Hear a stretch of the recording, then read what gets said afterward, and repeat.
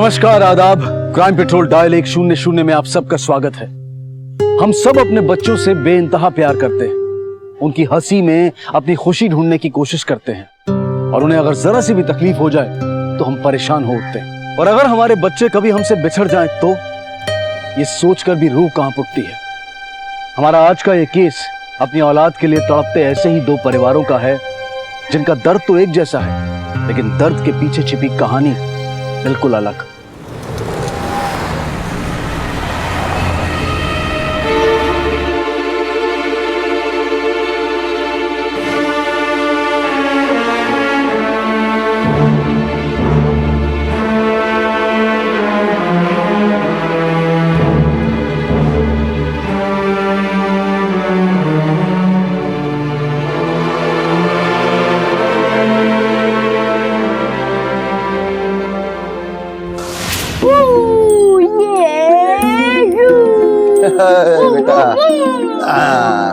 देखो अब्बू, मेरी ऑटो कितनी तेज है। मैं भी आपकी तरह बड़ा होकर एक ऑटो ड्राइवर बनूंगा। अरे नहीं नहीं बेटा, तू बड़ा होके बहुत बड़ा अफसर बनेगा। ठीक है अब्बू, जैसा आप कहो।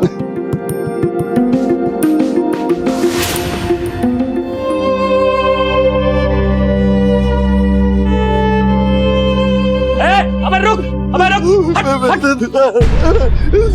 अबे बार बार मैं पोस्टर फाड़ता हूँ और तू बार बार आगे लगा देता है। अबे परेशान कर दिया तूने।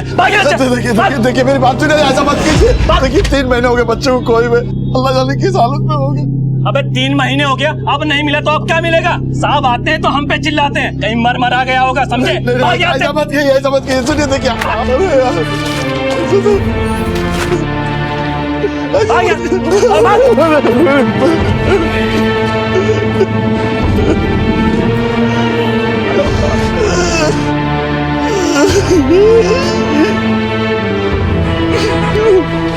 बच्चा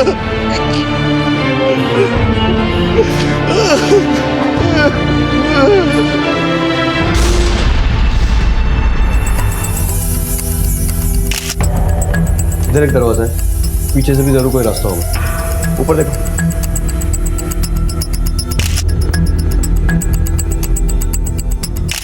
पेट और पीठ दोनों पे वार है। सर ऊपर कुछ नहीं।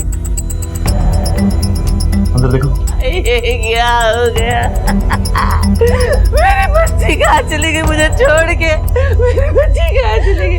मेरी बच्ची ला दो मुझे, मेरी बच्ची ला दो। कहाँ चली गई मुझे छोड़ के? हम 4 दिन के लिए बाहर गए थे, कल सुबह वापस लौटने वाले थे, लेकिन हम आज ही आ गए। अभी करीब 9 बजे और आकर देखा कि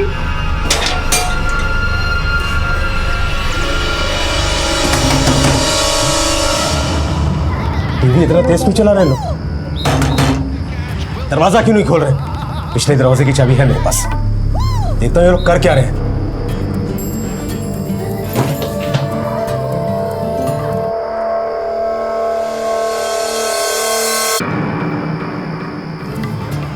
शाजिया, तेरे अब्बू को गए हुए 5 मिनट हो गए, दरवाजा भी नहीं खोला अभी तक। क्या कर रहे होंगे अंदर? अम्मी नहीं पता। सलमा सलमा सलमा, आसमा क्या हुआ? आसमा आसमा, अरे क्या हुआ मेरी बच्ची को? ये देख आसमा आसमा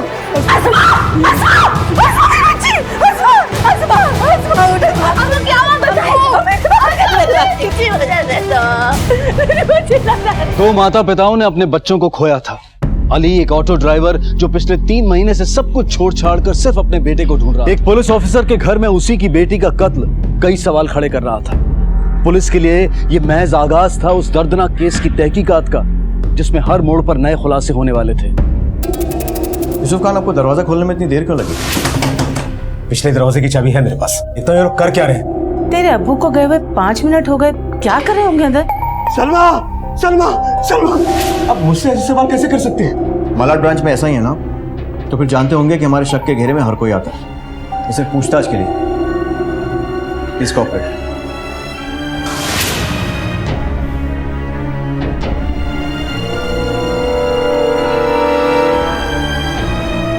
आसमा, और जब मैं घर के अंदर आया तो देखा मेरी बेटी की लाश खून में लथपथ पड़ी हुई। घर से कुछ चोरी हुआ? नहीं, लेकिन मेरी बड़ी बेटी नाजिया वो यही थी, उसका कोई पता नहीं चल रहा।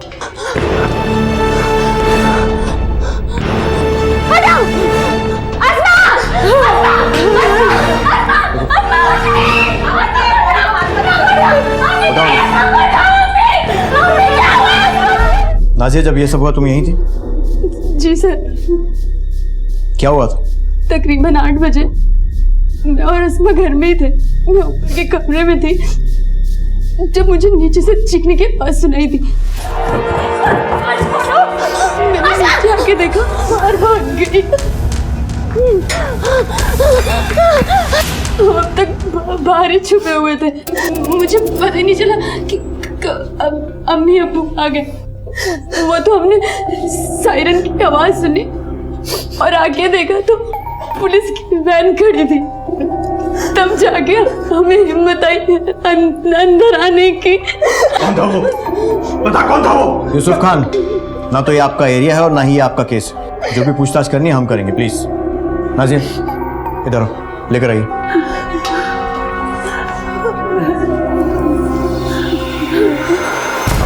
नाजिया, उस आदमी को पहचानती हो? पहले कभी देखा?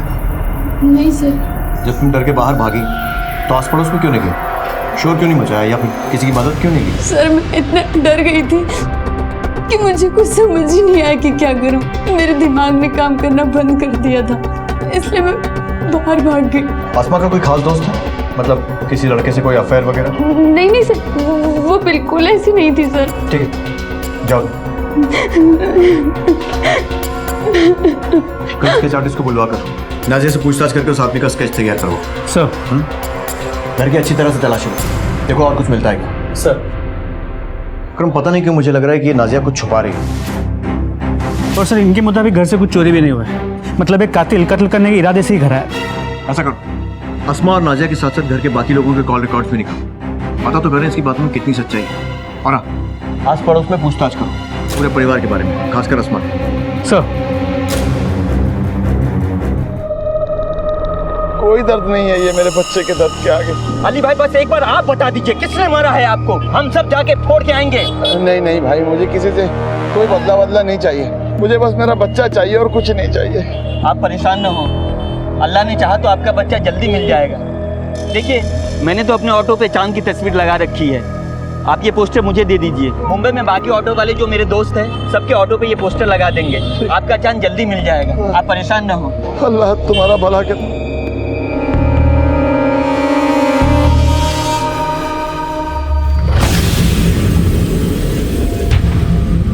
ये देखो, ये है। जी सर, यही आदमी है। थैंक यू, तुम जा सकते हो।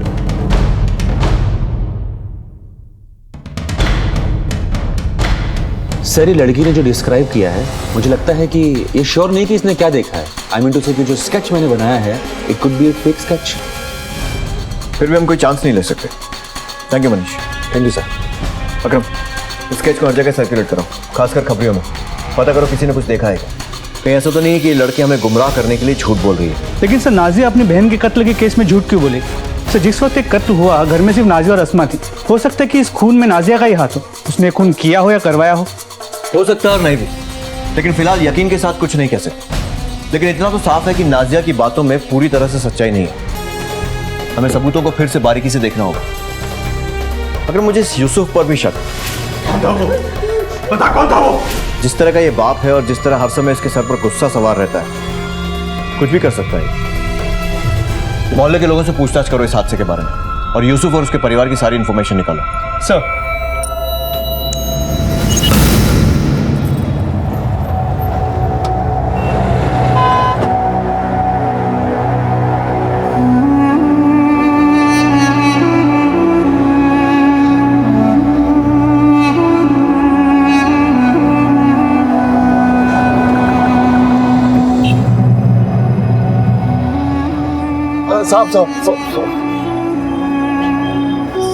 साहब, ये मेरा बेटा है। अगर आपको कहीं दिखे तो ये नंबर पे फोन करना। आपकी बड़ी मेहरबानी होगी। कार कैसे गुम गया आपका? सब वो घर के बाहर खेल रहा था, पता नहीं कौन लेके गया।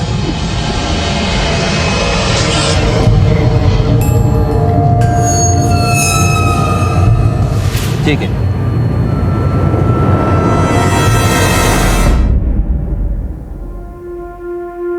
कितने ख्वाब लेके आए थे अभी शहर में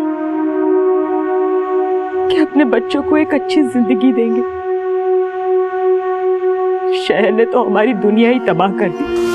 अम्मी हम तो यहाँ आ गए पर गांव के चांद तारे वहीं छोड़ा है। देखो ना यहाँ शहर में एक भी तारा नजर नहीं आता। तो कोई बात नहीं, क्योंकि हम तो हमारी आंखों का तारा अपने साथ लेके आए हैं। अरे ये माँ बेटे दोनों क्या देख रहे हैं आसमान में? हाँ? कुछ नहीं, अपना चांद को देख रहा है। वो चांद? अरे उस चांद से अच्छा तो हमारा चांद है। वो तो है ही। हमारा एक बेटा खो गया और दूसरा पता नहीं क्या करता रहता है। कहाँ है आदिल? अंदर सो रहा है। आदिल, ए बाबू उठ, कॉलेज नहीं जाना है। ए बेटा, सूरज सर पे आ गया है और तू अभी तक सो रहा है।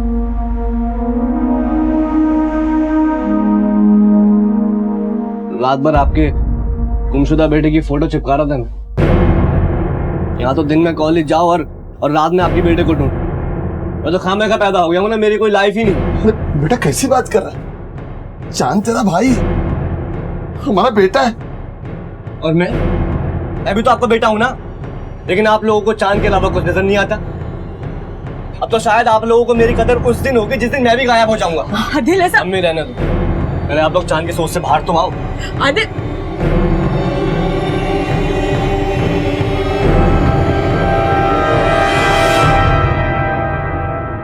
इस नंबर की सारी डिटेल निकालो। Okay sir. सर, हाँ क्रम, अस्मा की पोस्टमार्टम रिपोर्ट, इसके मुताबिक उस पर एक तेज धार वाली हत्या से वार किया गया। तो इससे इतना तो साफ, नाजिया ने जो बात बताई थी वो काफी हद तक सही। उसने मेरी आंखों के सामने मेरी बहन का कत्ल कर दिया। हो सकता है कि ये कत्ल किसी जाति दुश्मनी की वजह से किया गया, शायद किसी लड़के वड़के का चक्कर। मोहल्ले में कुछ पता चला उनके बारे में? सर हमने मोहल्ले में पूछताछ की, किसी ने कुछ नहीं सुना और ना ही मदद के लिए किसी को बुलाया गया। और तो सर नाजी को बाहर आते जाते भी किसी ने नहीं देखा। ठीक, लो सर कॉल डिटेल्स। सर, ये अस्मा की कॉल रिकॉर्ड। लेकिन सर ये नंबर देखिए, कत्ल के 3 दिन पहले से, मतलब जिस दिन यूसुफ गया, अस्मा इस नंबर से कई बार फोन पे बात किया करती। इनफैक्ट मर्डर वाले दिन भी अस्मा ने इस नंबर पे कई बार फोन किया और रात 8 बजे उस मोबाइल की लोकेशन अस्मा के घर के पास की थी। इसका नंबर तो किसी जुम्मन का है, बड़ी मस्जिद वाली गली में केबल ऑपरेटर। पता करो ये जुम्मन कौन है। सर ये यूसुफ की कॉल रिकॉर्ड, वो सच कह रहा है। पिछले 3 दिन से वो पुणे में था। अकरम, सवाल ये नहीं है कि वो कहाँ था, सवाल ये है कि इस सब में उसका रोल क्या है। और सर ये नाजिया की कॉल रिकॉर्ड, सर जो स्टेटमेंट उसने हमें दिया है और उसके ये कॉल रिकॉर्ड मैच नहीं करते। सर ये देखिए, ये नंबर, नाजिया इस नंबर से लगातार बातचीत किया करती थी। नंबर किसी कबीर का। नाजिया के कॉलेज में पूछताछ तो पता चला नाजिया और कबीर काफ़ी करीब, और मर्डर वाली शाम 7 बजे से इन दोनों की मोबाइल की लोकेशन नाजिया के घर के पास की। फिर दोनों की मोबाइल लोकेशन एक साथ मूव होने लगी और लास्ट लोकेशन थी माइंड स्पेस। इसका मतलब 7 बजे के करीब नाजिया इस कबीर के साथ घर से बाहर निकली। मुझे पहले से ही लग रहा था कि लड़की हमें घुमा रही है। जुम्मन से वेरीफाई करो और इस नाजिया को बुलाओ। सर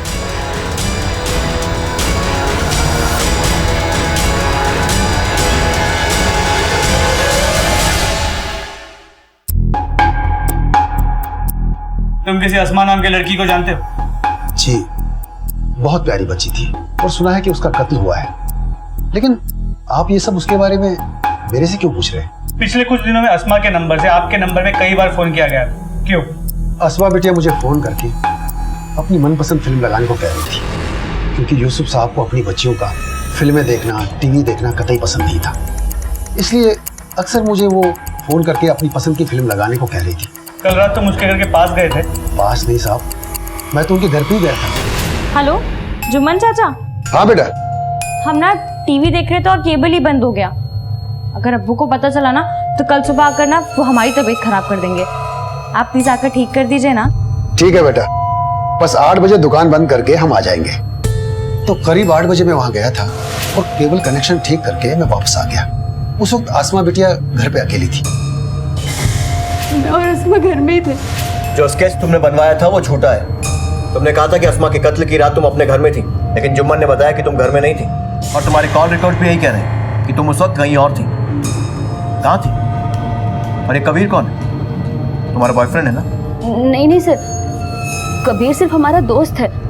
उस रात हम कबीर और अपने बाकी फ्रेंड्स के साथ फिल्म देखने गए थे। सब इंतजार ही कर रहे हैं, जल्दी जाओ। जा सिमरन जा, जी ले अपनी जिंदगी हमारे खड़ूस अब्बू के आने से पहले। बस मेरी फिल्मी बहन, दरवाजा अच्छे से बंद करना। हाँ जा, मूवी छूट जाएगी वरना। अच्छा दरवाजा अच्छे से बंद करो। हाँ हाँ मैं जल्दी आ जाऊंगी, बाय। हमें पता था अब्बू अम्मी अगली सुबह आने वाले हैं, इसलिए हमने अपने दोस्तों के साथ रात में फिल्म देखने जाने का प्लान बनाया। लेकिन जब हम घर लौटे तो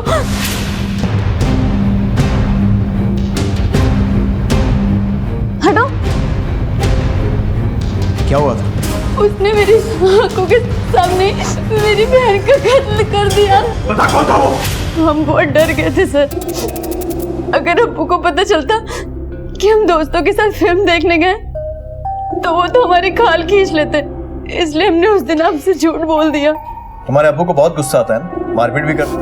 आप अब्बू को कुछ मत बताइएगा, वरना वो हमारी जान ले लेंगे। फिक्र मत करो, मैं यूसुफ से कुछ नहीं कहूँगा, लेकिन तुम्हें ये बात हमसे छुपानी नहीं चाहिए थी। ठीक, तुम जा सकते हो।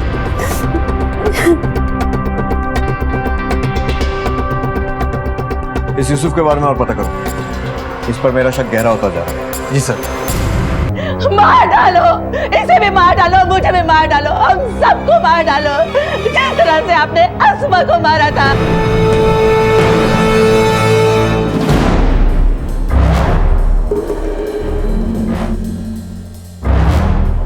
यूसुफ जी के बारे में आप क्या बता सकती हैं? साहब वो बहुत जालिम इंसान है और अपनी बच्चियों से तो जानवरों जैसा सलूक करता है। एक बार नाजिया ने जीन्स पहन ली, उसका मार मार के बुरा हाल कर दिया साहब। अस्सलाम वालेकुम। यही सिखाया मैंने तुझे? सारी दुनिया के सामने जीन्स शर्ट पहनकर अपने बदन की नुमाइश करेगी तू? नहीं अब्बू चल अंदर, मैं बताता हूँ तुझे। नहीं मैं बताता हूँ तुझे। अब्बू सुनिए तो। आज मैं देखता हूँ, चल। अब्बू सुनिए तो। कौन करता है साहब ऐसा अपनी बच्चियों के साथ? अपनी बेटियों के साथ, अपनी पत्नी के साथ बात बाद में करता था, पहले हाथ उठाता था।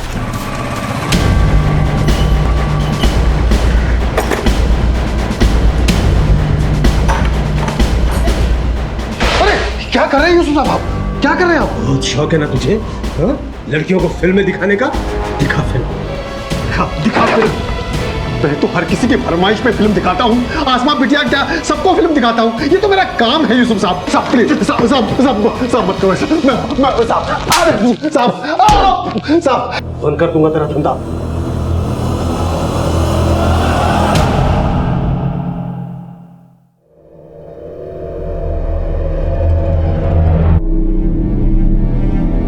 उस फाइल को मेरे केबिन में भी।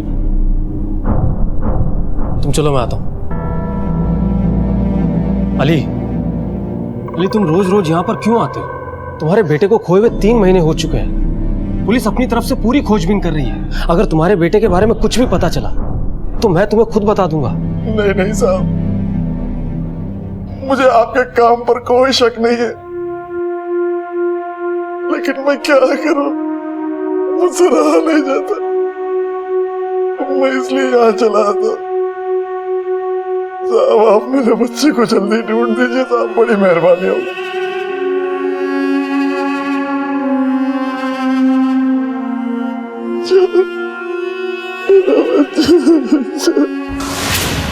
अप्पू हम ये बार बार घर क्यों बदलते हैं? बेटा ये अपना असली घर थोड़ी ना है, अपना असली घर तो गांव में है। और वैसे भी ये शहर रास नहीं है बेटा। जब तू बहुत सारा पढ़ लेगा ना और बड़ा आदमी बनेगा, हाँ। और बड़ा सा घर बनाएगा ना, हाँ। वहां रहेंगे।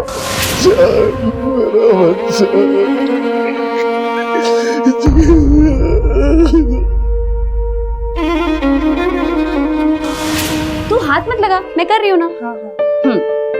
पकड़, मैं नीचे से ठीक करती हूँ। अब खोज अंदर।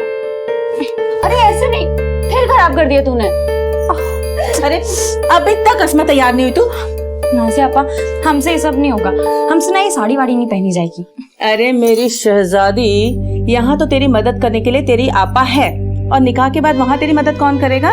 हमने कहा कि बार जीन्स पहनेंगे, स्कर्ट्स पहनेंगे, सब कुछ पहनेंगे। और हमारा हस्बैंड ना हमें सब कुछ करने देगा। आपके हस्बैंड की तरह नहीं कि पैर की एक उंगली तक दिख जाए तो जान को आफत मचा देते हैं।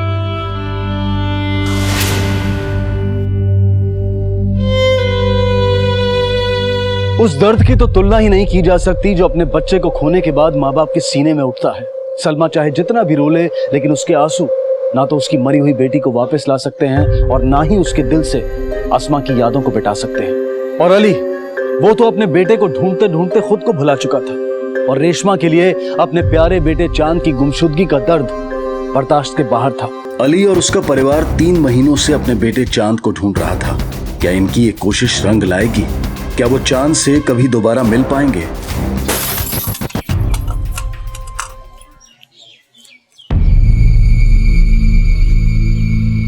अब्बा, पैसा चाहिए कॉलेज के प्रोजेक्ट के लिए। वैसे कहाँ है? ये है तो सही आपके हाथ में।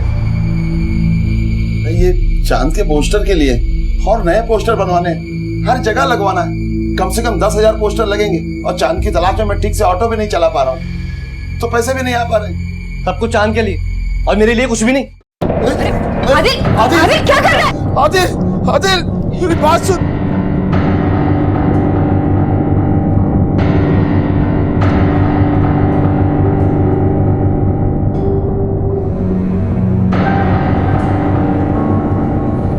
संभालिए अपने आप को।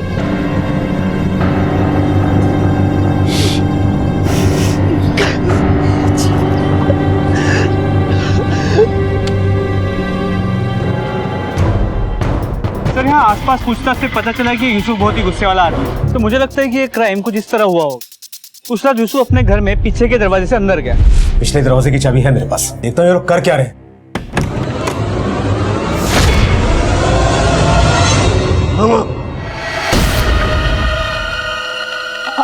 अब्बू, हमारी गैर मौजूदगी में ये करती है भाई।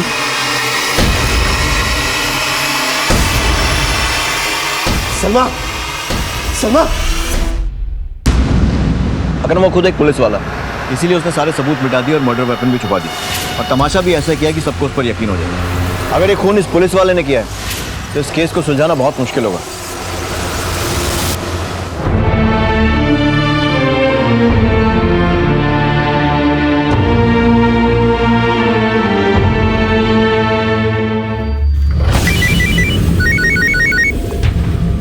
हाँ यूसुफ, अभी मैंने घर चेक किया तो पता चला कि घर के सारे गहने गायब। घर से कुछ चोरी हुआ? लेकिन तुमने तो कहा था कि घर में चोरी नहीं हुई है। देखिए, उस वक्त मैं सदमे में था, अच्छे से चेक नहीं कर पाया।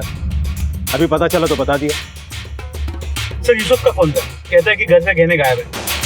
इस आदमी का कैरेक्टर कुछ समझ में नहीं आ रहा है। तो मुझे लगता है कि ये हमें घुमाने की कोशिश कर रहा है। हो सकता है मर्डर के बाद इसने खुद गहने गायब किया हो, ताकि इस मर्डर के केस को रॉबरी एंड मर्डर का केस बना सके। लेकिन झूठ की उम्र ज्यादा नहीं होती अकरम। फिलहाल उसकी बीवी और बेटियों से गहनों के बारे में पूछताछ करो, पता करो कि ये सच बोल भी रहा है या नहीं। सर,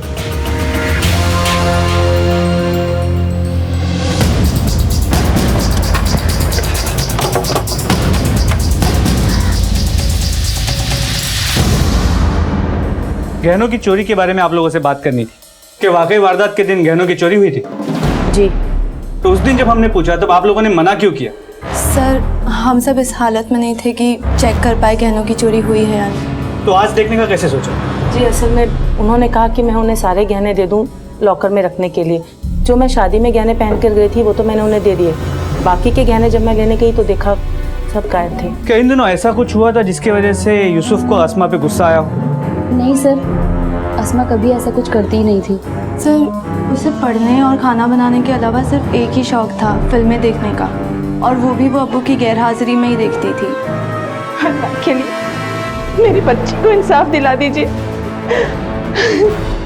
कांदीवली पुलिस को यूसुफ पर पूरा शक था कि उसने ही गुस्से में अपनी बेटी की जान ली, लेकिन अपने शक को पुख्ता करने के लिए उनके पास सबूतों की कमी थी और यूसुफ अपनी बेगुनाही के बयान पर अड़ा हुआ था और धीरे धीरे एक एक इंफॉर्मेशन पुलिस को दे रहा था। उधर अली ने अपने बेटे को खोजने में कोई कसर नहीं छोड़ी थी। ऐसी कोई जगह नहीं थी जहां वो अपने बेटे को ढूंढने न गया हो।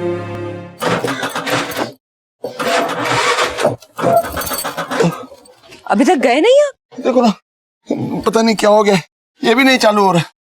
तो ठीक करवा लीजिए ना। कैसे ठीक करवा लूं? नए पोस्टर छपवाने उसके लिए पैसे जमा कर रहा हूँ। पता नहीं अल्लाह क्या इम्तिहान ले रहा है हमारा। ये ठीक नहीं करवाएंगे फिर आप चांद को ढूंढोगे कैसे?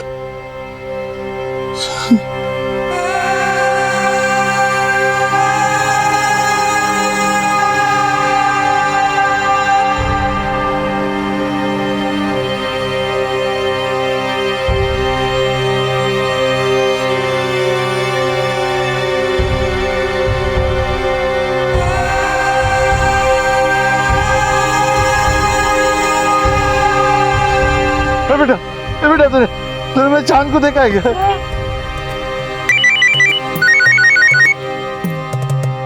हेलो, हाँ ये चांद मोहम्मद आपका बेटा है? हाँ मैंने इसे देखा है। क्या मेरे बच्चे को जानते हो? कहाँ है वो, कैसा है? आप ऐसा करो, कल 50,000 लेके शाम को 4 बजे शास्त्री पार्क के पीछे आ जाओ। 50,000? हाँ, जिनके पास आपका बच्चा है वो बहुत खतरनाक आदमी है, वो 50,000 से कम में मानेंगे नहीं। हाँ मैं 4 बजे आ जाऊंगा। सर मुझे नहीं लगता कांदीवली पुलिस मेरी बेटी के केस को सॉल्व कर पाएगी। सर प्लीज उस केस को अपने मलाड पुलिस स्टेशन में शिफ्ट करवा लीजिए। नहीं यूसुफ, मैं इसमें कुछ नहीं कर सकता। मैं तुम्हारी भावनाओं को अच्छी तरह से समझ रहा हूँ, लेकिन ये हमारे नियमों के खिलाफ है। वैसे कांदीवली पुलिस की टीम अच्छे से काम कर रही है। आई एम सॉरी, मैं कुछ नहीं कर सकता। You can understand. जी सर, मैं समझ रहा हूँ।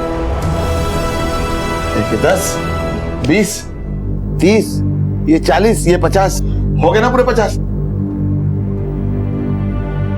अब्बू आप यहाँ हो तो ऑटो कहाँ है? वो मैंने भेज दिया। चांद को वापस लाने के लिए 50,000 रुपए की जरूरत थी। आप पागल हो गए क्या? अच्छा खासा ऑटो बेच दिया, आज ऑटो बेचा है, कल मुझे बेच देना, परसों घर बेच देना। ऐसा क्यों सोच रहे हो? आपका बेटा के चांद ही है, मैं नहीं हूँ आप क्या? अरे पर आदिल बात तो सुन। अच्छा खासा ऑटो बेच दिया, दिमाग खराब हो गया दोनों का। आदिल बात सुन। आदिल ऐसा क्यों सोच रहा है तुम? सुन तो सही आदिल। रेशमा जाने दे, जब चांद वापस आ जाएगा ना तो अपने भाई को देख के खुश हो जाएगा वो। तू काम कर, एक रुमाल ला के दे इसको, ले जा।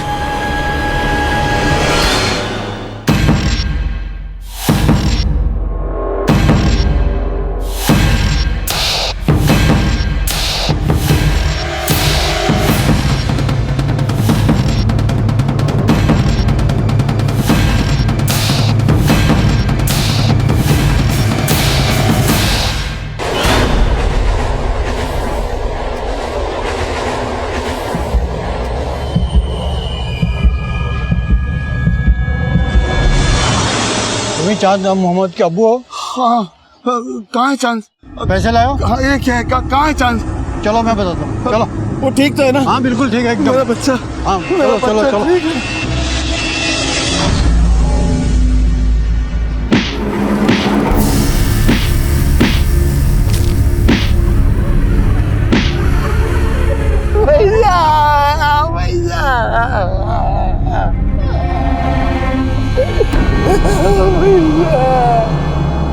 सर इसने मेरी बच्ची का कत्ल किया है। किस बच्चे ने? फिर 1 साल पहले इस लड़के का बड़ा भाई आदिल मेरी बच्ची के पीछे पड़ा हुआ था। ओए चलते हैं।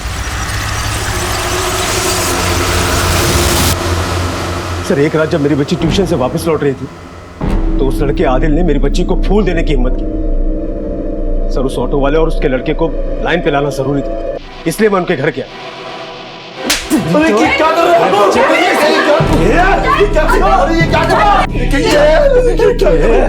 बहुत हिम्मत है तेरे अंदर ना, मेरी बेटी को फूल देगा तू? कल की कल मुंबई शहर खाली करो, बोरिया बिस्तर बांध के यहाँ से। सर इस पोस्टर का मतलब यह है कि वो लोग मुंबई में ही। तो मुझे पक्का यकीन कि मेरी आसमा का कत्ल या तो उस लड़के आदिल ने किया है या फिर उसके बाप ने। लेकिन तुम्हारी तो 3 बेटियां हैं और उनके चक्कर में तुमने कई सारे लड़कों के साथ मारपीट की। हो सकता है उनमें से कोई हो सकता है सर, बहुत से लड़के हैं जो मेरे हाथों पिट चुके हैं। पर आजकल के लड़कों को दूसरा कोई काम धंधा तो है नहीं, बस प्यार का झंडा लेकर निकल पड़ते हैं। इसीलिए मैं अपनी बच्चियों पे सख्ती करता हूं कि मैं नहीं चाहता कि किसी आवारा लड़के के चक्कर में पड़कर वो अपनी जिंदगी खराब करे। सर बहुत सारे लड़के हैं जिनके दिमाग ठिकाने लगाए मैंने, लेकिन उस लड़के आदिल में कोई बात थी, उसकी आंखों में एक आग थी। जिन जिन लड़कों से पंगा लिया है तुमने उन सबकी डिटेल्स चाहिए मुझे। सर आइए सर।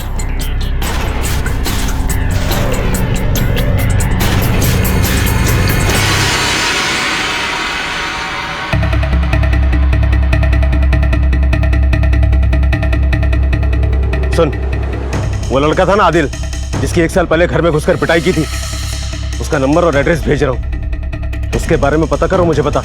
आप फिक्र मत करो यूसुफ साहब। आपने जो हमें नंबर दिया था वो किसी फेक आईडी पर रजिस्टर्ड है।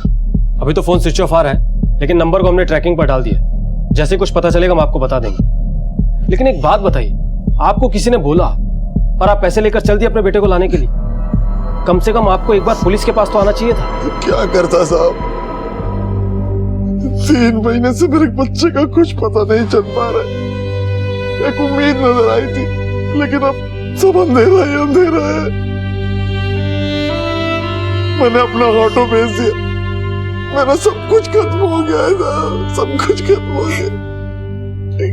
देखिए आप लोग चिंता मत कीजिए, हम पूरी कोशिश करेंगे कि आपका बेटा और पैसा दोनों जल्द से जल्द आपको मिले।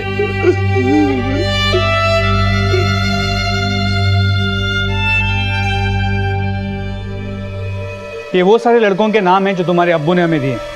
इस लिस्ट को ध्यान से देखो और बताओ कि इनमें से कौन अस्मा के पीछे पड़ा।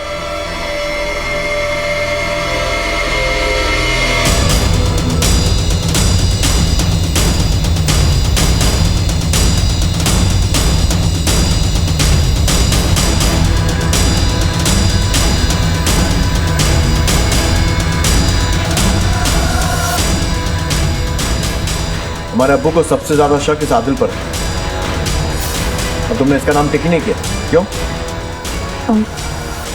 सर, आदिल आसमा के पीछे नहीं था। फिर?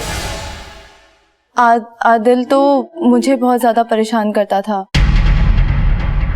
और जब भी कोई लड़का हमें परेशान करता था तो अब्बू उसे तो पीटते ही पीटते थे। उसके साथ मुझे और नाजिया आपा को भी बहुत मार पड़ती थी। कौन है जिसके इतने सारे मिस कॉल्स आ रहे हैं? और ये कार्ड किसने भेजे तुम्हें? अब्बू हमें नहीं पता, हमारे बैग में कॉलेज में किसी ने डाल दिए थे। और ये जो सारे कॉल्स है ना, ये हमारी टीचर ने किए। अब्बू बस अस्मा को ही नहीं मारते थे, इसीलिए अक्सर वो हम दोनों की गलती का इल्ज़ाम अपने सर पर ले लिया करती थी। आदिल और अस्मा का कोई लेना देना नहीं था सर। और जब अब्बू ने आदिल के घर वालों को और आदिल को पीटा, उसके बाद तो आदिल ने अपना कॉलेज भी छोड़ दिया था। करीबन 1 साल से मैंने आदिल को देखा भी नहीं है।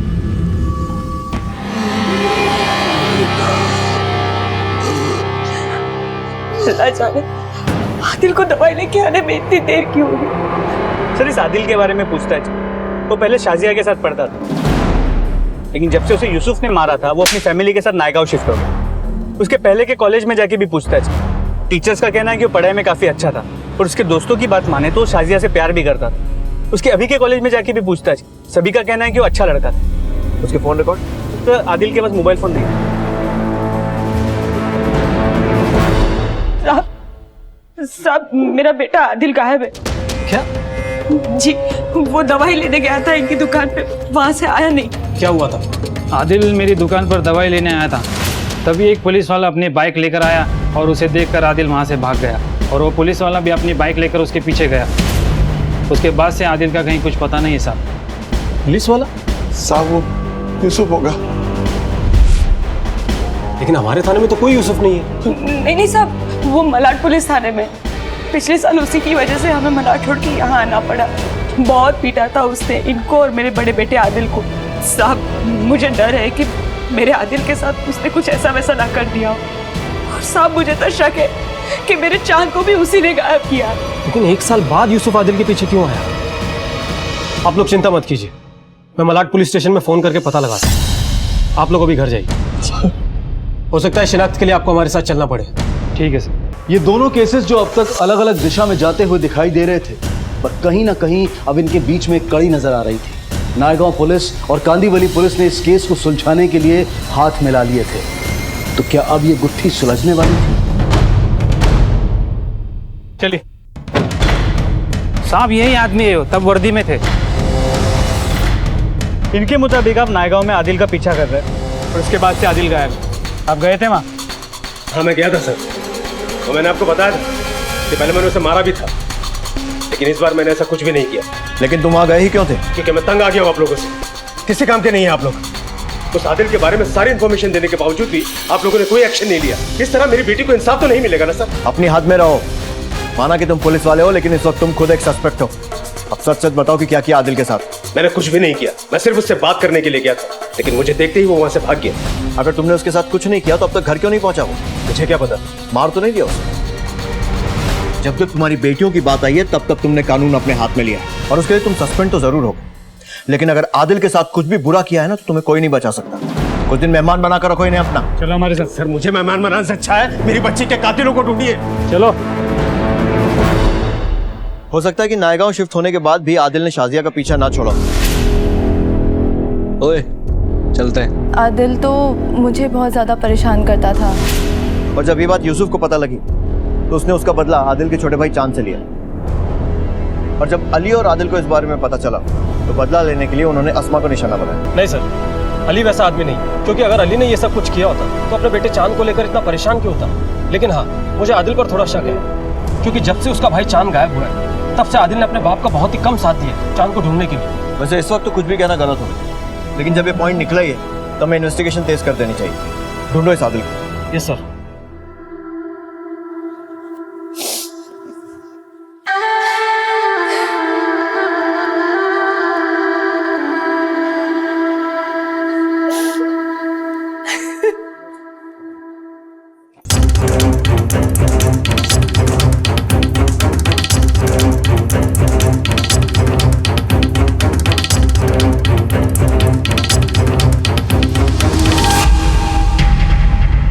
हमें पता चला है कि तुम शादी में जाना ही नहीं चाहती थी और आखिरी वक्त में तुमने अपना फैसला बदला। क्यों? तुम कुछ छिपा तो नहीं रही हो ना?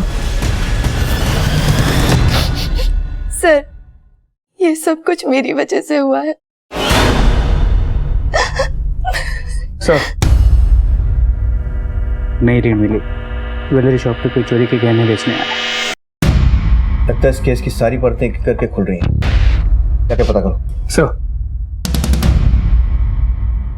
शाजिया, आप बताओ क्या हुआ? हम आदिल से प्यार करते हैं। पिछले 3 महीने से आदिल हमसे मिलने की पूरी कोशिश कर रहा था, लेकिन अब की बार अगर अब्बू को पता चल जाता तो अब्बू हम दोनों को ही जान से मार डालते। इसलिए मैंने उससे मिलना बिल्कुल बंद कर दिया। अब्बा, आपके इलाज के लिए पैसे। इतने पैसे तो कहाँ से लाया? हम बताते, गहने बेच के। पकड़ो से। चल चल चलो। शाजिया ने मैं सब कुछ बता दिया, अब तू शुरू कर। सब प्यार करता था मैं शाजिया से, अब भी करता हूँ। आदिल हमसे मिलने के लिए घर पर आने वाला था। मुझे पता चला था कि उसके अम्मी अब्बू 4 दिन के लिए कहीं बाहर गए, लेकिन अब्बू हमें जबरदस्ती अम्मी के साथ शादी में ले गए। तो सब में चुपचाप मौका पाकर उसके घर के पिछले दरवाजे से दाखिल हो गए।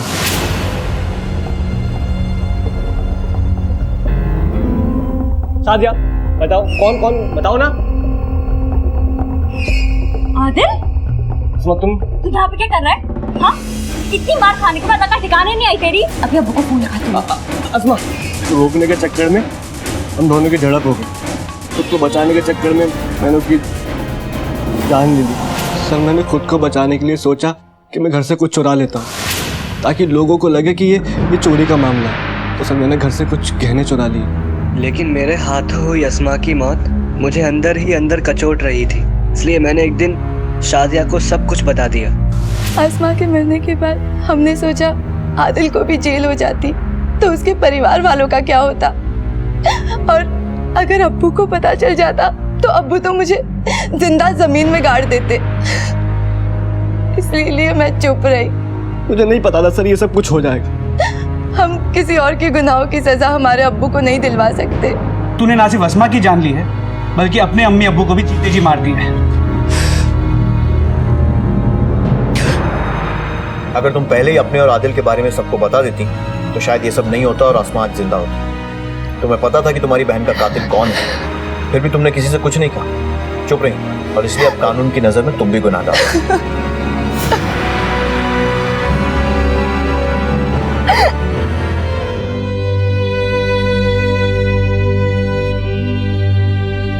पता नहीं हमारे किस गुनाह की सजा दे रहा है अल्लाह।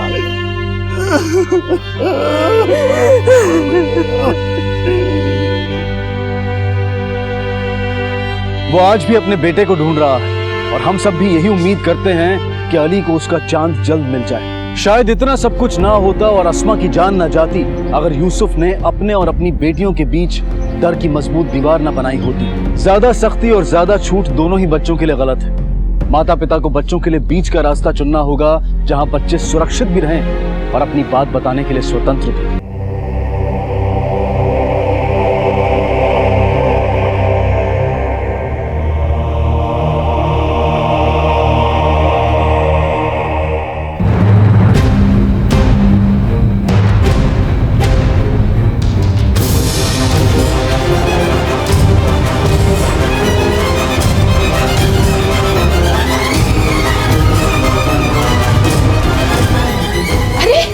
नमस्कार, आदाब। क्राइम पेट्रोल डायल 100 में आप सबका स्वागत है। कहते हैं कि जब हमारे पास अधिकार आते हैं तो उसके साथ साथ हमारी जिम्मेदारियां भी बढ़ जाती हैं। लेकिन कुछ लोग अपने इस अधिकार को अहंकार समझ बैठते हैं और अहंकार अक्सर विनाश का कारण बनता है। आज की कहानी महाराष्ट्र के पुणे शहर की ऐसी दिल दहला देने वाली कहानी है जहां दुश्मनी, लालच और रिश्तों की उलझी हुई डोर ने पुलिस को उलझा कर रख दिया।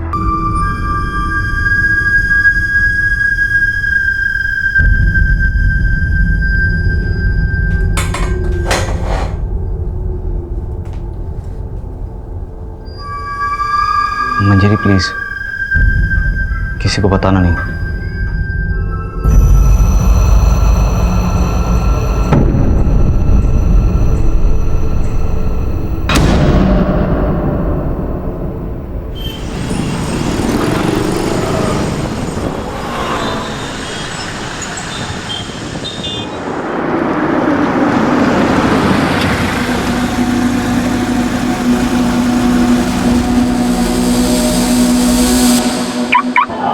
Good morning.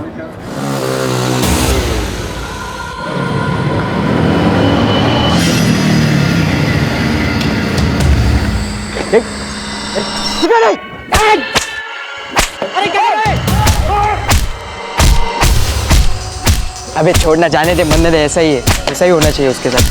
क्या कर रहा है?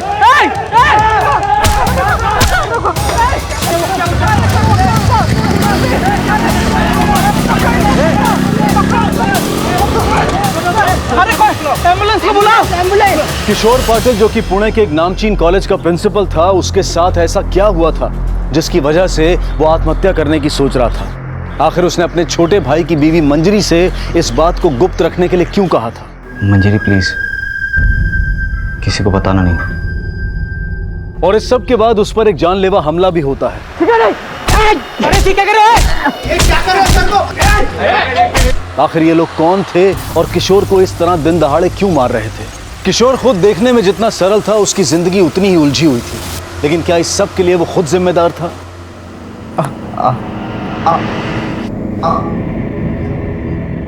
नर्स, बाकी का ब्लड वगैरह अच्छे से क्लीन कर देना। ओके। Hello ma'am. किशोर कैसा है? हाँ, ट्रीटमेंट चला अंदर। डॉक्टर साहब, डॉक्टर साहब, मेरा बेटा किशोर कैसा है? He is fine. आप जरा प्लीज। Okay ma'am. डॉक्टर साहब, इसके बारे में किसी को पता नहीं चलना चाहिए। देखिए, हमें लीगल फॉर्मेलिटीज तो करनी पड़ेगी। उन पर हमला हुआ है, इट्स अ पुलिस केस। नहीं, पुलिस को इन्वॉल्व करने की कोई जरूरत नहीं है। बात का बतंगड़ बना देंगे वो। अटैक कॉलेज के अंदर हुआ है, कॉलेज के रेपुटेशन का सवाल है। पर हम ऐसा नहीं कर सकते, इट्स अ क्रिमिनल केस। आपको जितने पैसे चाहिए मिल जाएंगे। देखिए डॉक्टर साहब, मैं पुलिस के उलझन में नहीं फंसना चाहती हूँ। आप बस इलाज कीजिए, दैट्स ऑल।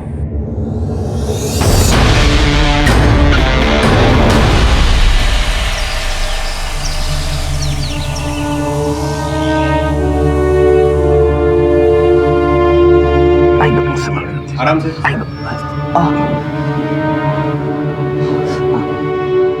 चलते sir. Thank you, thank you. Kishore दादा, पंगे क्यों लेते रहते हो उन स्टूडेंट से? बघ जरा बघ केवढं मारलंय तुला। ये तो अच्छा हुआ कि ये देशपांडे सर और साळुंके सर तुम्हें बचाने आए। ये तो पता नहीं जान भी ले लेते। लेकिन हमें कैसे पता कि वो स्टूडेंट्स ही थे या कोई और? मुझे लगता है हमें पुलिस में कंप्लेन कर देनी चाहिए। तुम्हें किसी ने बोला अपना दिमाग चलाने? अपने काम से काम रखो, और अगर कोई काम नहीं है ना तो जाओ किसी शॉपिंग मॉल या फिर मूवी थिएटर में जाके ऐश करो।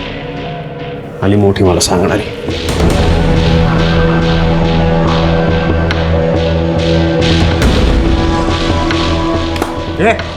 क्या करती है? पागल हो गई हो? तो कौड़ी की हैसियत है नहीं तुम्हारी और मुझे जलील करते हो। तो क्या करूं? आरती उतारूं? अरे जितनी इज्जत देता हूं ना उतने भी बहुत है। तुम क्या इज्जत दोगे? खुद की तो कोई औकात है नहीं और मुझे मेरी औकात दिखाने चले। बस इसी चीज का इंतजार था मुझे। अब मैं चुप बैठने वाली नहीं, देखो क्या करती हूँ। क्या करशील?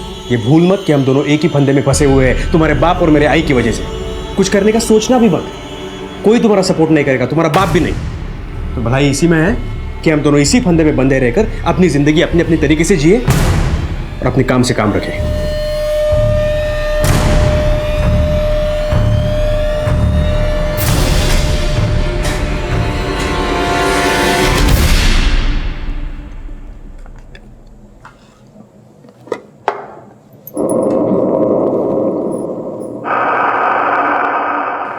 क्या प्रॉब्लम क्या है?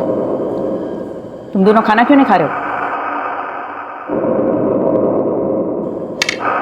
कोई मर गए क्या? अगर खाना नहीं खाना था तो रूम में बैठे रहते, यहाँ क्यों आए? इस घर में और कॉलेज में सिर्फ मेरे डिसीजन मानने पड़ेंगे। अगर ये बात किसी के समझ में नहीं आई हो तो आप दिमाग में बिठा लो।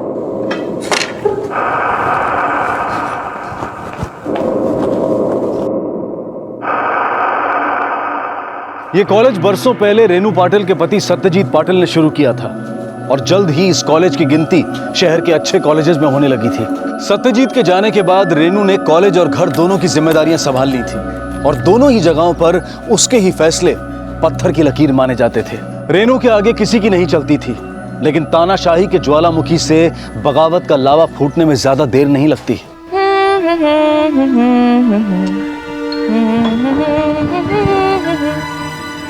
अरे वाह, चांगला मूड दिसतोय तुझा। कोई नया बॉयफ्रेंड मिला क्या? मूड तो तुम्हारा भी बहुत अच्छा लग रहा है और होगा भी क्यों नहीं। तुम्हारी रिंग मास्टर जो नहीं है घर पे, वे पसना करने गई है सासू माँ। हे देवा, उन्हें अक्ल देना कि वो हमेशा के लिए वहीं रह जाए ताकि हम सबका पीछा तो छूटे। तुझा माहिती नहीं मला, लेकिन मैं मेरी आई से बहुत प्यार करता हूँ। प्यार? और उस औरत के साथ?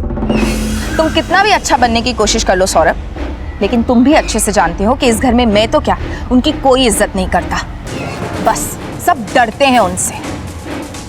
बड़े आए अपनी आई से प्यार करने वाले।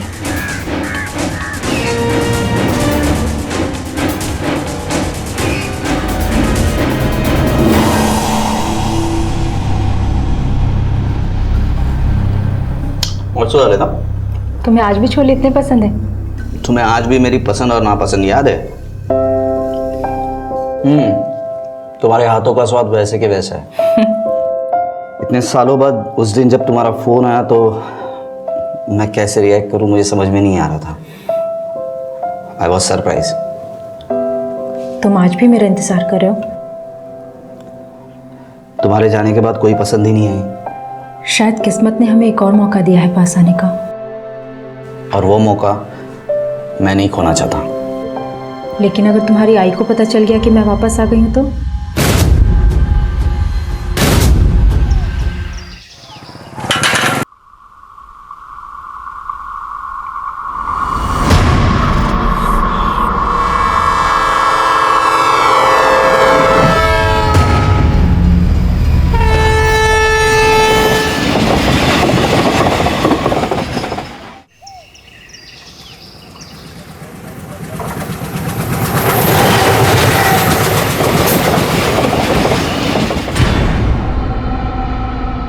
सर, लाश के पास हमें ऐसी कोई चीज नहीं मिली है जिससे हम उसकी पहचान कर सकें। लेकिन इस औरत के कपड़े से लग रहा है जरूर ये अच्छी फैमिली से।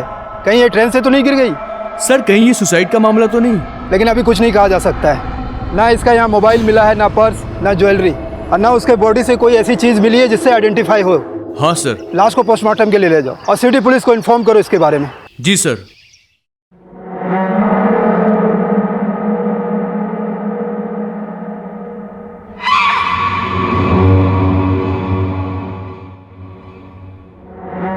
भाऊजी, उस दिन हम दोनों के बीच जो हुआ वो एक्चुअली मैं बहुत फ्रस्ट्रेशन में थी।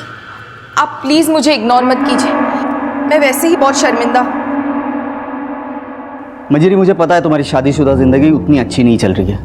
हर उम्र की एक जरूरत होती है, पर ये सब आई को कैसे समझाए? उस दिन हमें देखकर पता नहीं उसने क्या क्या सोचा होगा। So please be careful. Kishore दादा, हाँ, इंदौर के विपश्यना सेंटर से कॉल आया था। आई अब तक वहां पे पहुंची नहीं है। क्या? अरे 5 दिन हो चुके हैं आई को जाके। आई ने कहा था कि वहां पे मोबाइल अलाउड नहीं है, इसलिए मैंने कॉल नहीं किया।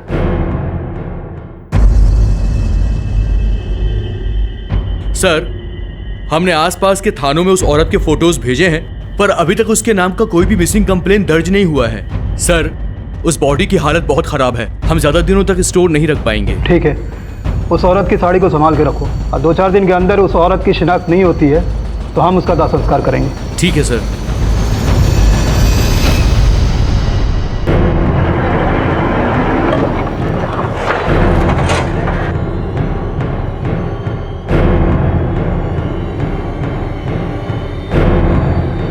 सर, आई को इंदौर के लिए निकले हुए 5 दिन हो चुके हैं। अगर वो विपश्यना सेंटर नहीं पहुंची तो आखिर गई कहाँ? साहब, उस रात हमने मैडम को स्टेशन पर ही छोड़ा था।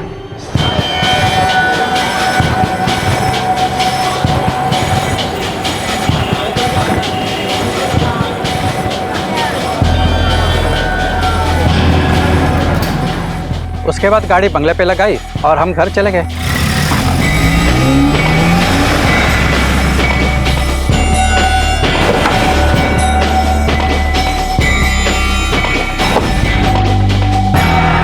क्या आपकी मैडम को किसी का फोन आया था? मेरा मतलब रेनू जी की फोन पे किसी से कोई ऐसी बातचीत हुई हो या कहा सुनी हुई हो? साहब, इतना ध्यान नहीं दिया क्योंकि पहले ही घर से निकलने में देर हो चुकी थी और ऊपर से मैडम गाड़ी तेज चलाने के लिए बोल रही थी। क्या ऐसा हो सकता है कि रेनू जी अपनी मर्जी से कहीं चली गई हो? नहीं सर, बिल्कुल नहीं। उन्हें कभी कहीं जाना होता तो हमें बता के जाती। ठीक है, हमें रेनू जी के बारे में जैसे ही कुछ पता चलता है आप लोगों को इन्फॉर्म करते हैं। Please do that. Thank you. Thank you.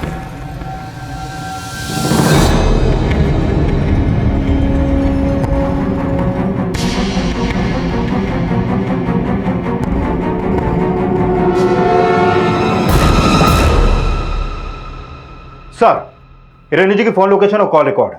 जिस रात रेनू जी की ट्रेन थी, ठीक उसी रात करीब 10 बजे उनका फोन स्विच ऑफ हो गया था। और सर, उनके फोन की लास्ट लोकेशन पूना जंक्शन की थी। सर, मैंने उनका फोन नंबर और IMEI नंबर ट्रैकिंग पे डाल दिया है। शिंदे, फौरन रेलवे डिपार्टमेंट से कांटेक्ट करो। जिस ट्रेन से रेनू जी जाने वाली थी उस ट्रेन के सभी पैसेंजर्स की लिस्ट मंगवाओ। रेलवे पुलिस से कहो पूना जंक्शन की उस रात की सारी CCTV फुटेज हमें भेजे। सर।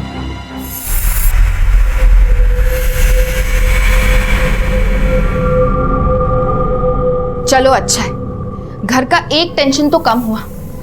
काश वो कभी वापस ही ना आए ताकि हम सब सुख शांति से रह पाए। अरे, आप दोनों ऐसे क्या देख रहे हैं? आप लोग कितना भी छुपाने की कोशिश करें, लेकिन सच तो यही है कि आप भी नहीं चाहते कि वो खड़ूस बुढ़िया कभी भी वापस घर लौटे। जबान संभाल के बात कर। दोबारा थप्पड़ मारूंगा ना, उड़ भी नहीं पाओगी। दोबारा थप्पड़ मारने की सोचना भी मत। तुम्हारी आई नहीं अब तुम्हें यहां बचाने के लिए। पक्का जेल भिजवा के रहूंगी।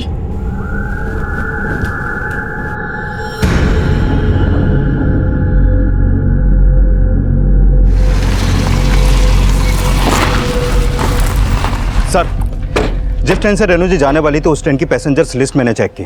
रेनू जी के नाम पे टिकट तो बुक किया गया था, लेकिन वो उस दिन ट्रेन में बैठी ही नहीं। सर, मैंने रेलवे स्टेशन के CCTV फुटेज भी चेक किए। उस फुटेज में वो साफ अपनी गाड़ी से स्टेशन आती तो दिखती हैं, लेकिन प्लेटफॉर्म पे जाती हुई नहीं दिख रही। सर, मैंने एग्जिट पॉइंट की CCTV फुटेज चेक करने की भी कोशिश की, लेकिन वो कई दिनों से खराब पड़े हैं। Excuse me sir. Vishal, hello. ठीक है, थैंक यू। रेनू जी के फोन का IMEI नंबर ट्रैक हो गया है, लेकिन उस फोन पर रेनू जी का नहीं बल्कि किसी और का सिम कार्ड एक्टिव था। फोन की एग्जैक्ट लोकेशन भी ट्रेस हो गई है, मनमाड़ की है। मनमाड़? ये रेनू जी का फोन मनमाड़ पहुंचा कैसे? रेनू के फोन के IMEI नंबर को ट्रेस करते हुए पुलिस का रुख मनमाड़ की तरफ हुआ, लेकिन पुलिस के लिए बड़ा सवाल था कि आखिर रेनू का फोन मनमाड़ कैसे पहुंचा। पुलिस फौरन मनमाड़ में उस जगह पर पहुंची जहां रेनू का फोन एक्टिव हुआ था।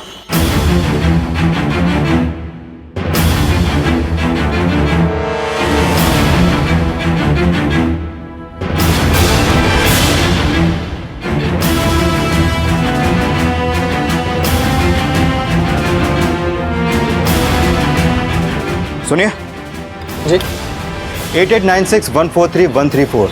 क्या है नंबर तुम्हारा है? नहीं सर, मेरा नंबर नहीं है, लेकिन बात क्या है सर? इस IMEI नंबर का फ़ोन है तुम्हारे पास? जी सर, मैं चेक करके बताऊँ।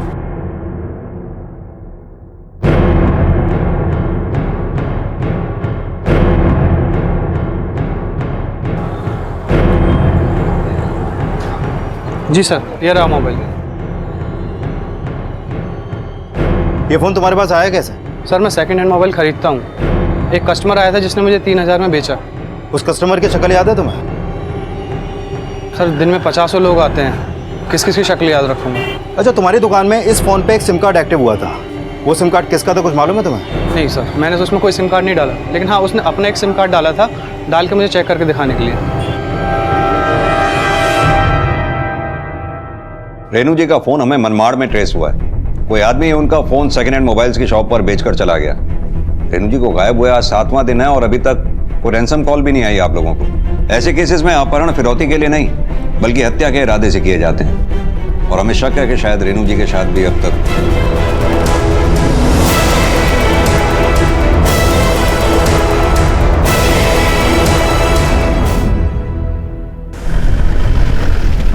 एक तरफ जहां पुणे पुलिस अब भी रेनू को तलाशने में लगी थी, वहीं दूसरी तरफ मनमाड पुलिस ने रेनू का अंतिम संस्कार भी कर दिया था। रेनू के हत्यारे अब भी खुले घूम रहे थे, पर जल्द ही पुलिस को एक अहम सफलता मिली। सर, मनमाड रेलवे पुलिस से एक इन्फॉर्मेशन आई है। जिस रात रेनू जी की इंदौर के लिए ट्रेन थी, ठीक उसके अगले दिन उन्हें रेलवे ट्रैक पे एक लाश मिली थी। उसकी डिस्क्रिप्शन रेनू जी से मैच करती है। तो लाश के साथ और कुछ भी नहीं था सर। कंफर्मेशन के लिए मैंने उन्हें फोटो भेज दी सर। रेनू जी को गायब हुए 7 दिन हो चुके हैं और अब तक उनकी कोई खबर नहीं है। मुझे स्ट्रॉन्ग डाउट है जो ये लाश मिली है ये रेनू जी की ही होगी। और यही शक जब मैंने रेनू जी के परिवार के सामने जताया तो उनका कोई खास एक्सप्रेशन ही नहीं था। हमें शक है शायद रेनू जी की भी अब तक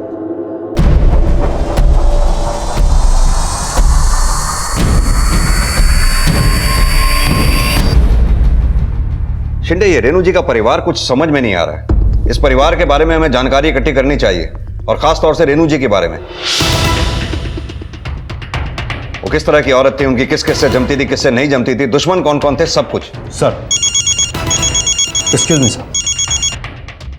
हेलो, ठीक है, थैंक यू सर। रेनू जी के फोन में जिस शख्स का नंबर एक्टिव था उसका पता चल गया है।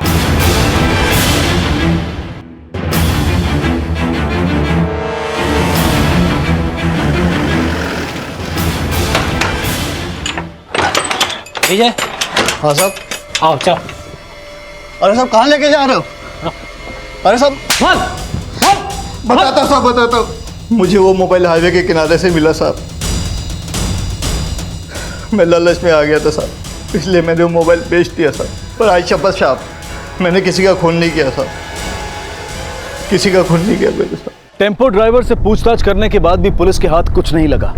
पुलिस के लिए शायद ये वो गली थी जिसका डेड एंड यहीं पर था। आखिर किसने की थी रेनू की हत्या और क्या वजह थी इस हत्या के पीछे? और इस सब के बीच पुणे पुलिस को मनमाड पुलिस से फोन आया और इस फोन कॉल ने रेनू की हत्या की खबर पर मोहर लगा दी।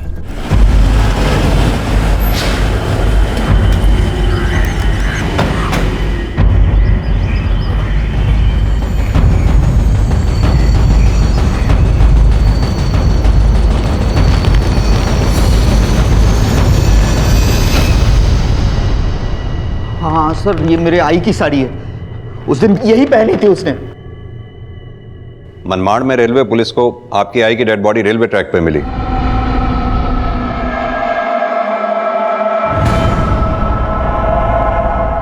उनकी शिनाख्त नहीं हो पाई, इसलिए रेलवे पुलिस ने उनका अंतिम संस्कार कर दिया।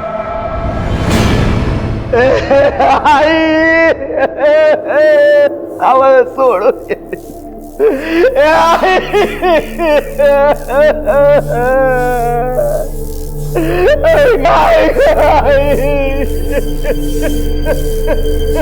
संभालिए अपने आप को।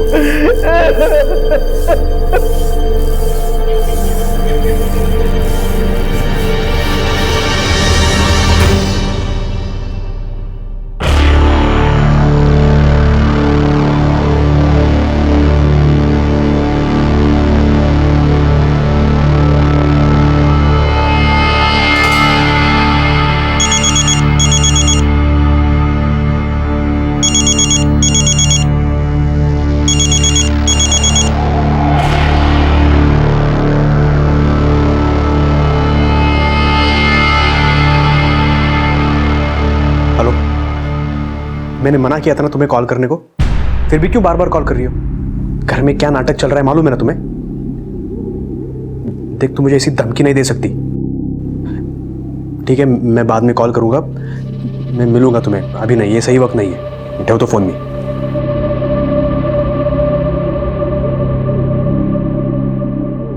सर, ये रेणु जी की पोस्टमार्टम रिपोर्ट, इस रिपोर्ट के मुताबिक उनकी मौत ट्रेन के नीचे आकर कटने की वजह से हुई थी।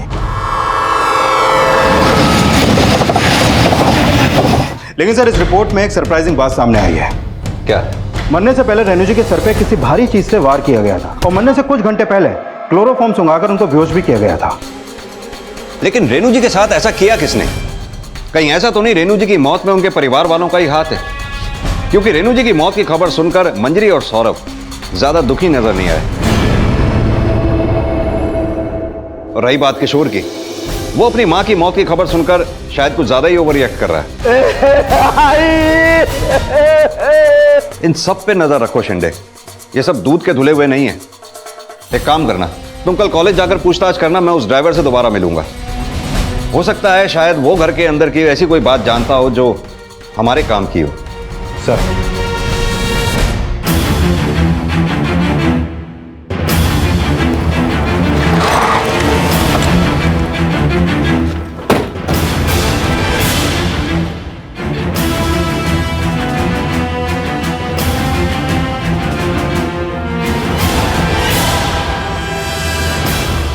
रेनू मैम तो बहुत स्ट्रिक्ट थी सर, सबको बहुत पनिश करती थी। वो तो कॉलेज फेस्ट के वक्त भी किसी को भी नहीं छोड़ती थी, पनिश भी करती थी और सभी के सामने बेइज्जती भी करती थी। रेनू मैम ने तो स्कर्ट भी बैन कर दिया था। याद रखना सच में बहुत मजा आई थी ना। क्या कपड़े पहन रखे हैं? ऐसे शॉर्ट कपड़े नहीं चलेंगे कॉलेज में। Get out. Sorry ma'am. 7 दिन के लिए रस्टिकेट कर रही हूँ। मैम प्लीज एक बार माफ कर दीजिए। No argument, no argument. Please ma'am, please.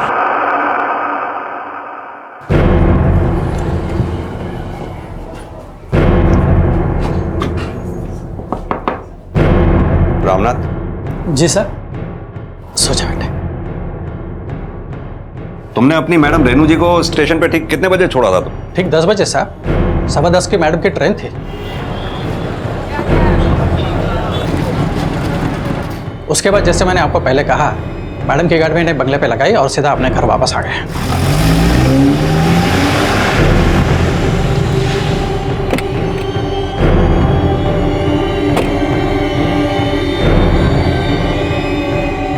ये कौन है?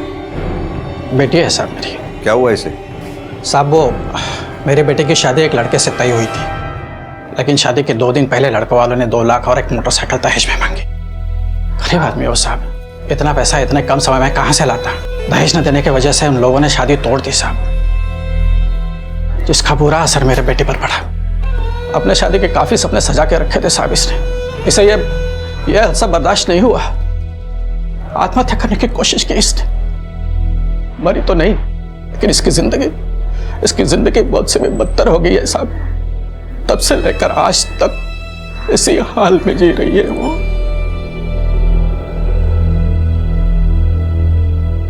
कुछ दिन पहले ही बाइक पर कुछ गुंडे हमारे कैंपस में घुस आए। टोटल 3 लोग थे। तीनों ने किशोर सर को बहुत मारा सर। अरे ठीक है, ये क्या कर रहे हो सर को? छोड़ो।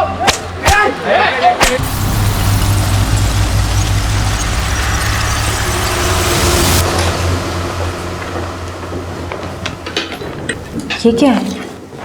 देखो तो खोल के। कॉलेज में जूनियर प्रोफेसर की job. Thank you so much Kishore. Don't thank me, you deserve it. Kishore ji, हमें आपसे कुछ बात करनी है। रागिनी प्लीज।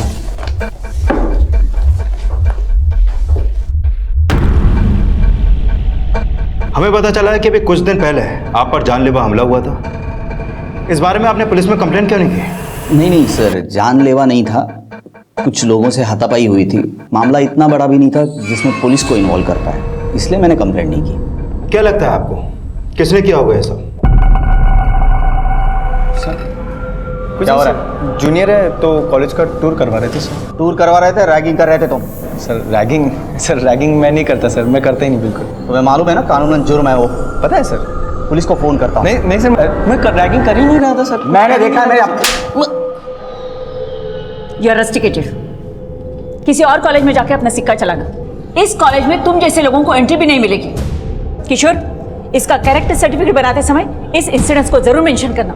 मैम प्लीज मुझे माफ कर दीजिए मैम, दोबारा मैं ऐसा नहीं करूंगा, मेरी जिंदगी बर्बाद हो जाएगी, प्लीज मैम। इनफ। मैम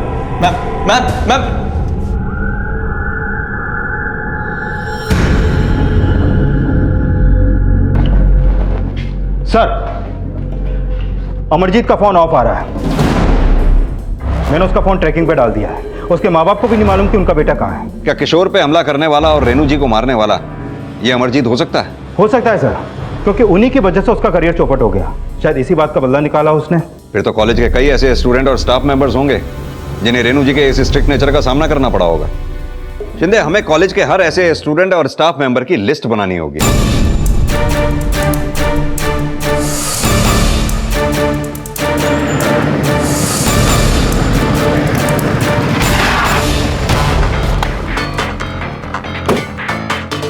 बच्चों के साथ रेनू के बर्ताव और अमरजीत वाले एंगल ने इस केस में कुछ नए एंगल्स जोड़ दिए थे।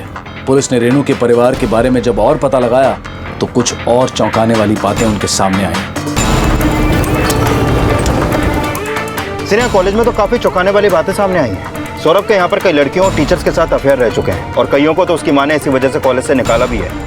रेनू जी अक्सर सौरभ की इन हरकतों को छुपाने की कोशिश करती थी। सर, हमें यहाँ पर सौम्या नाम की एक टीचर के बारे में भी पता चला है जिसके साथ शायद इन दिनों सौरभ का चक्कर चल रहा है। आपका सौरभ के साथ क्या रिश्ता है? जी वो इस कॉलेज के ट्रस्टी हैं और मैं यहाँ पढ़ाती हूँ। बस इसी वजह से हमारी बातचीत होती रहती है। एक्चुअली काफ़ी टाइम से मेरा प्रमोशन रुका हुआ है, तो बस इसी सिलसिले में इन दिनों कुछ ज़्यादा बातचीत होती रहती है। शिंदे, परिवार वाले अपने आप को जितना दूध का दूल्हा दिखाते हैं उतने हैं नहीं। इनमें एक करैक्टर ऐसा है जो चुपचाप बैठा तमाशा देख रहा है। मंजरी? हाँ, मंजरी। पति के बाहर इतने चक्कर हैं, ऊपर से सास का टॉर्चर, एक ऐसी शादी जिसमें वो कभी रहना नहीं चाहती होगी। मुझे लगता है इन सब में उसी का हाथ।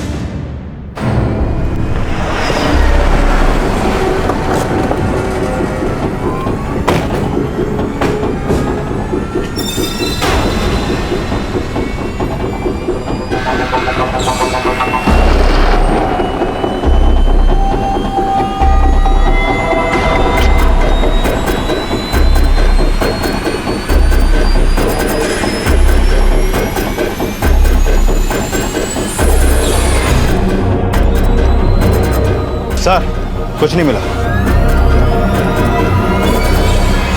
ये सौम्या और सौरभ के बारे में पता है आपको?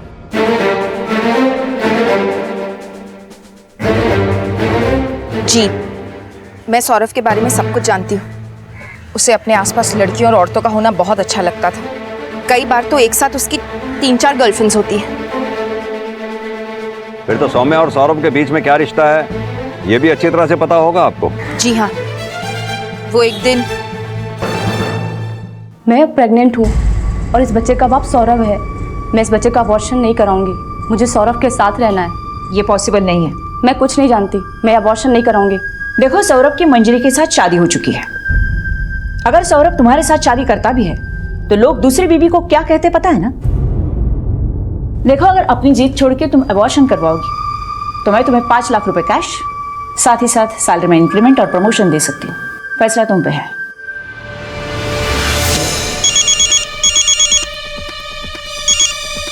हेलो मंजरी, तुम्हारा पति मेरे होने वाले बच्चे का बाप बनने वाला है। क्या बकवास कर रही हो?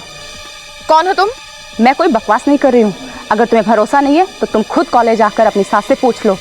तुम्हारी सास ने मुझे अबॉर्शन करने के लिए 5 लाख रुपए और सैलरी में इंक्रीमेंट देने का ऑफर किया है। तुम्हें जब इतना सब मिल रहा है तो मुझे क्यों फोन कर रही हो? तुम्हारे पति ने मुझे धोखा दिया है। उसने मेरी फीलिंग्स के साथ खेला है। तुम्हारी सास ने जो दिया वो मूल था। अब मैंने तुम्हें बताकर अपना ब्याज वसूल किया है। सौरभ, मुझे तुम्हारे साथ नहीं रहना है। मुझे डिवोर्स चाहिए। अगर भाई वक्त दिन में मैं किसी के भी साथ घूमूं, रात में तो तुम्हारे पास वापस आता हूँ ना। ये कैसी बातें कर रहे हो तुम? और कितनी लड़कियों के साथ चक्कर है तुम्हारा? मेरी कोई वैल्यू नहीं है तुम्हारी लाइफ में, मुझे तुम्हारे साथ नहीं रहना है बस। मंजरी, डिवोर्स की कोई गरज नहीं है। तुम्हारे नाम के साथ हमारी इज्जत जुड़ी है, उस पर बिल्कुल आँच नहीं आनी चाहिए। आज की बात तुमने डिवोर्स का नाम भी लिया ना, तो देख मैं तुम्हारा क्या करती हूँ। फिर तो तुम्हारा बाप भी तुम्हें बचा नहीं पाएगा, समझी?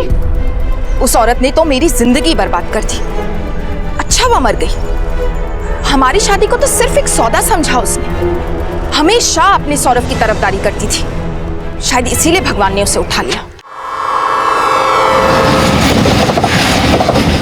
कहीं ऐसा तो नहीं गुस्से में आकर आपने ही अपनी सास को मार दिया हो? सर अगर मुझे ऐसा ही करना होता तो कब का करके इस घर से निकल चुकी होती, और अब मैं ऐसा क्यों करूंगी? अब तो मुझे ऐसे रहने की आदत हो चुकी है।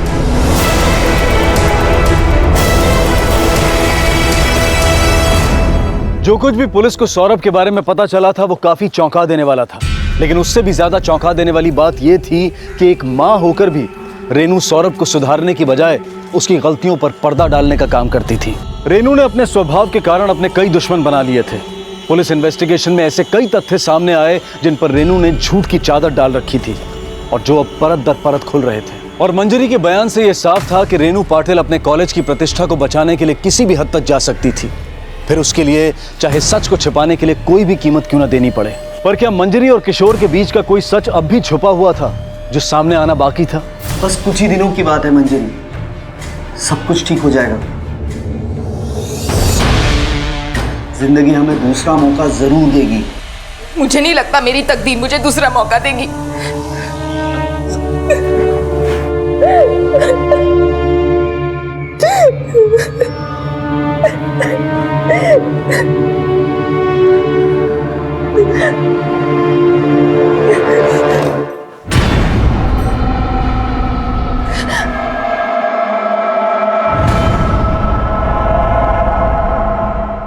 अच्छा कहना मेरे से मिलेंगे?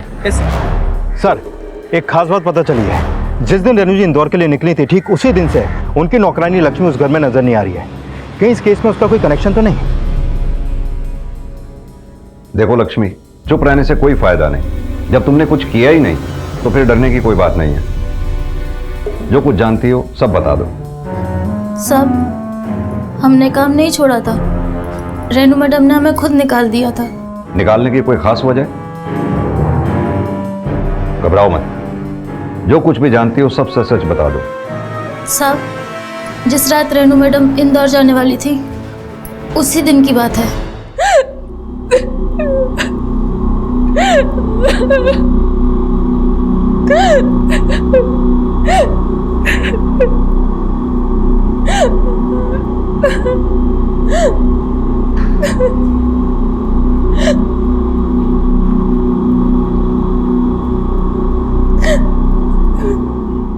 क्या हुआ मंजरी?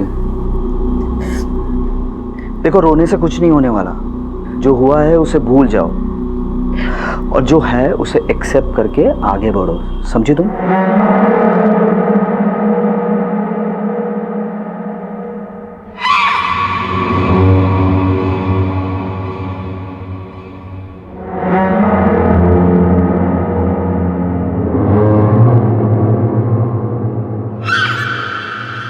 काय चले तुमसे दोघांचं? हाँ? नहीं आई, आप जैसा सोच रहे वैसा कुछ नहीं है हमारे बीच में, सच्ची कह रहा हूं मैं।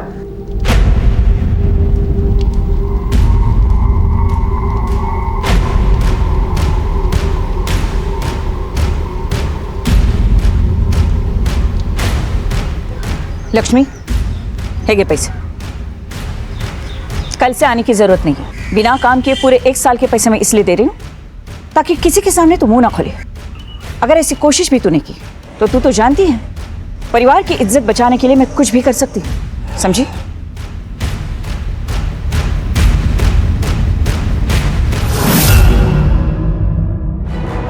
नहीं सर, आप जैसा सोच रहे वैसा कोई रिश्ता नहीं है हमारे बीच में। उनका रिश्ता तो रागिनी के साथ है, पिछले 8 सालों से चाहते हैं एक दूसरे को। रागिनी आई नहीं चाहती थी कि हम एक हो, इसलिए मैंने रागिनी से कभी शादी नहीं की। पिछले 8 साल से हम एक दूसरे को चाहते हैं। रागिनी इस वक्त है कहाँ? अब तो रागिनी भी कॉलेज में जूनियर प्रोफेसर है सर। उस वक्त तो उन दोनों को अलग होना पड़ा था, पर अब आई रही नहीं तो शायद इस बार उन्हें अलग ना होना पड़े। ये रागिनी ने दोबारा कॉलेज कब ज्वाइन किया? यही कुछ 4-5 दिन हुए होंगे। यानी रेणु जी के जाते ही रागिनी की एंट्री। Good plan. कहीं ऐसा तो नहीं 8 साल पुराने प्यार के आगे एक माँ की बलि चढ़ गई? क्योंकि जैसे ही रेणु जी रास्ते से हटी वैसे ही किशोर की प्रेमिका रागिनी कॉलेज की जूनियर प्रोफेसर बन गई। ये पुणे और मनमाड़ के बीच जितने भी टोल नाके हैं सबके सीसीटीवी फुटेजेस चेक करो। किशोर, रागिनी, मंजरी तीनों के कॉल रिकॉर्ड्स और लोकेशन डिटेल्स मंगवाओ। जरूर कुछ हाथ लगेगा। Okay sir.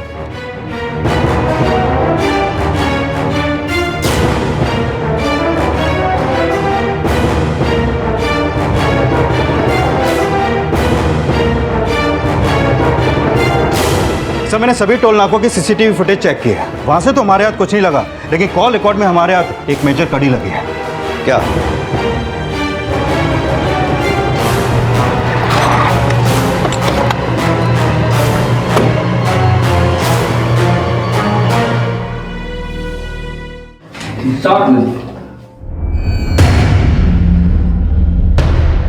तुम नहीं मारा रेणु जी को।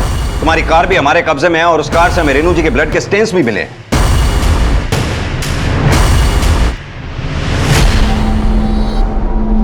हाँ,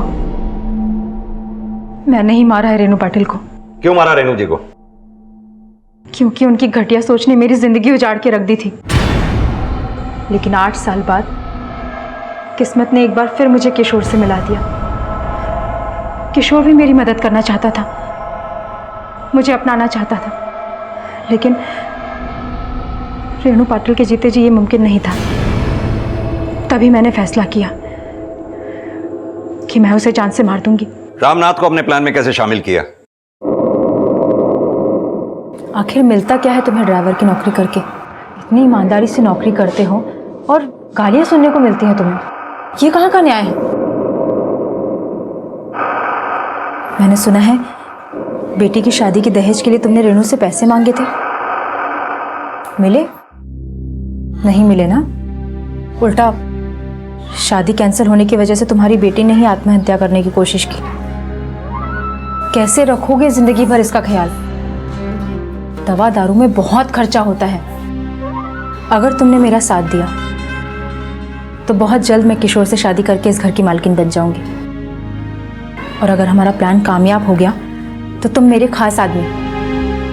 उसके बाद मैं तुम्हारी बेटी को किसी तरह की कोई तकलीफ नहीं होने दूंगी। तुम्हें इतना पैसा दूंगी जितना तुम सोच भी नहीं सकते हो।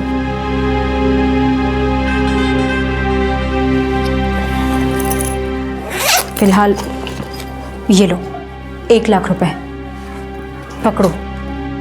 और जरूरत होगी तो मैं और दूंगी, लेकिन अपनी बेटी का इलाज अच्छे से अच्छे हॉस्पिटल में करवाओ। और तुम जो कुछ भी डिसाइड करो मुझे जल्दी से बता देना। एक तरफ बेटी की परेशानी, पैसों की तंगी, और दूसरी तरफ मैडम का खून करके जिंदगी भर अपने बेटी को सुख देने का लालच। मैंने मजबूरी में लालच का रास्ता चुन लिया सर, और मैडम को बंगले से लेकर स्टेशन पहुंचा।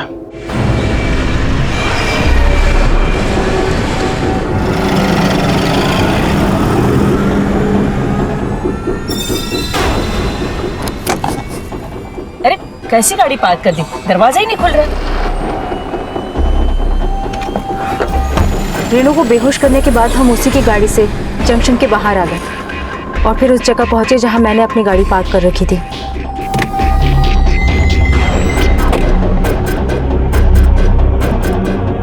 हमने उसे मेरी गाड़ी में डाला और फिर रामनाथ उसकी गाड़ी वापस उसके बंगले पर छोड़ने चला गया।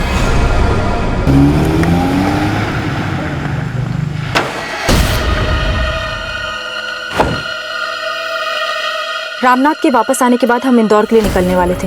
हमारा प्लान ये था कि हम उसे इंदौर लेके जाते, वहीं उसे मारकर कहीं फेंक देते, ताकि पुणे से इतने दूर होने की वजह से उसे कोई पहचान नहीं पाता और मामला वहीं दब जाता। हम इंदौर के लिए निकलने ही वाले थे कि रेणु को होश आ गया।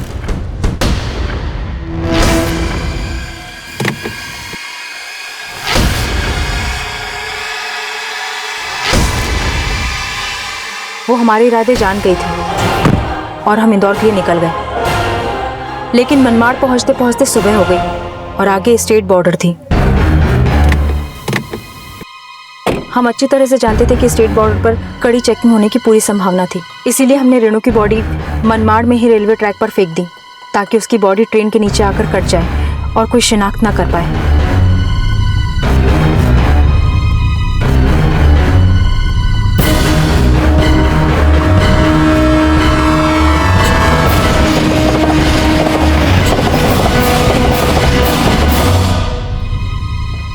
रागिनी, तुमसे कोई मिलने आया है।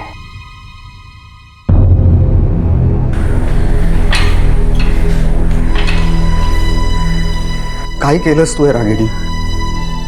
अरे मैं खुद उस घर से निकलने की कोशिश कर रहा था ताकि तुम और मैं अलग से दुनिया बसा सके। तुम्हारी एक गलती की वजह से सब खत्म हो गया।